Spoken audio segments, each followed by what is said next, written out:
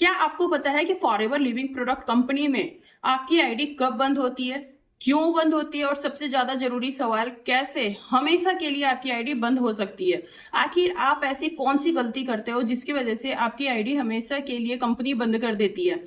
तो आज की इस वीडियो में मैं इसी टॉपिक को कवर करने वाली हूं, तो इस वीडियो को बिना स्किप किए हुए एंड तक देखेंगे और इस वीडियो को उन दोस्तों के साथ जरूर शेयर करेंगे जो कि फॉरएवर लिविंग प्रोडक्ट कंपनी में काम कर रहे हैं, या तो नए पर्सन है, मिनिमम 5K की बिलिंग कर रखे हैं या 2CC कर रखे हैं।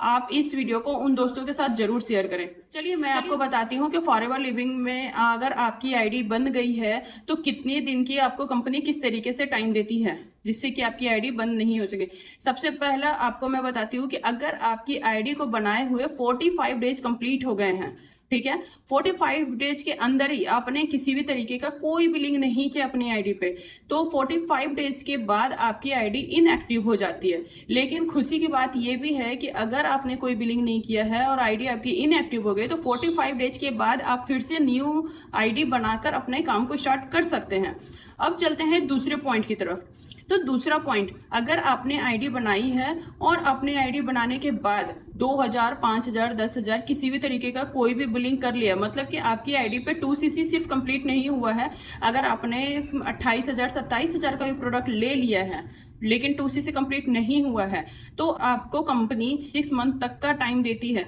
अगर आप ये 6 मंथ के अंदर किसी भी तरीके का कोई दूसरा ऑर्डर नहीं डालते हैं तो आपकी आईडी 6 मंथ तक एक्टिव रहती है। 6 मंथ के बाद आपकी आईडी इनएक्टिव हो जाती है। लेकिन इसमें भी आपके लिए खुशी की बात यह है कि अगर आपकी आईडी इनएक्टिव है और आप 6 महीने तक किसी भी तरीके का कोई आईडी पे एक्टिविटी नहीं किए हो और आप फिर से 6 महीने के बाद आप फिर से काम करना चाहते हैं, अपने स्पॉन्सर को चेंज करना चाहते हैं, मतलब कि जिस भी पर्सन के साथ आपने बिजनेस को स्टार्ट किया था वो प्रॉपर गाइड नहीं कर रहे या इनएक्टिव हो गए, तो फिर आप अगर किसी और पर्सन के साथ अपने बिजनेस को स्टार्ट करना चाहते हो तो आप उनके साथ फिर से न्यू आईडी बनाकर आप अपना काम को स्टार्ट फिर से कर सकती हैं। कंपनी आपको इसमें भी मौका देती है कि आप फिर से आईडी बनाकर अपना काम को स्टार्ट कर सकती हैं। तीसरा पॉइंट, अगर आपकी आईडी पे 2CC कंप्लीट हो गया है और 1 ईयर तक आपकी आईडी पर कोई भी एक्टिविटी नहीं हुई है, मतलब कि आपने 2CC कंप्लीट करने के बाद अपनी आईडी पर कोई भी किसी भी तरीके का कोई ऑर्डर नहीं किया, किसी की कोई ज्वाइनिंग नहीं कराई, आप मानकर चलो फुल्ली इनएक्टिव थे 1 साल तक, तो 1 साल के बाद कंपनी आपको फिर से मौका दे रही है। अगर आप फिर से काम स्टार्ट करना चाहते हैं तो आप अपने स्पॉन्सर को चेंज भी कर सकते हैं और स्पॉन्सर चेंज करने के साथ साथ अपनी आईडी बनाकर आप फिर से काम स्टार्ट कर सकते हैं। अब बात करते हैं उस बोनस पॉइंट की जिसके मैंने वीडियो के स्टार्टिंग में ही आपसे जिक्र किया था। इससे पहले जो मैंने 3 रीजन आपको दिए हैं, इसमें आपके पास ऑप्शन है, आपके पास मौका रहता है, कंपनी आपको देती है कि आप फिर से दोबारा अपनी आईडी बनाकर आप काम को स्टार्ट कर सकते हो। लेकिन आखिर कौन सी ऐसी गलती आपसे हो जाती है, या आखिर ऐसी कौन सी गलती आप कर देते हो जिसकी वजह से कंपनी आपको आपकी आईडी हमेशा के लिए टर्मिनेट कर देती है, बंद कर देती है, डिलीट कर देती है। आप फिर चाह भी लोगे दोबारा कभी काम करने के लिए, बिजनेस स्टार्ट करने के लिए, तो आपके लिए पॉसिबल नहीं हो पाएगा। पहला पॉइंट कि अगर आप फॉरएवर के प्रोडक्ट को Flipkart, Amazon, Meesho, e-commerce website पे सेल करते हुए पकड़े गए तो आपकी आईडी बिना सोचे समझे कंपनी टर्मिनेट कर देगी। आपसे कुछ भी जवाब भी नहीं मांगेगी, डायरेक्टली आपकी आईडी कंपनी टर्मिनेट कर देगी। आप किसी भी बड़े लेवल पे, सीनियर लेवल पे क्यों ना हो,